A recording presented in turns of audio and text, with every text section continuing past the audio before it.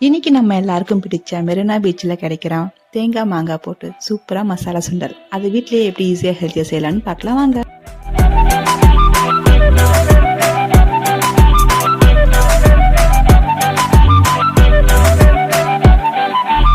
கிளியே கிளியே மணி மணி மேகத்தோப்பில் ஒரு மலர் முள்ளால் போகும் அழகின் அழகே. கிளியே கிளியே மணி மணி மேகத்தோப்பில் ஒரு மலர் முள்ளால் போகும் அழகின் அழகே. உயரங்களிலூடே பல நாடுகள் தேடி ஒரு கிண்ணாரம் முழும் குளிரின் குளிரே.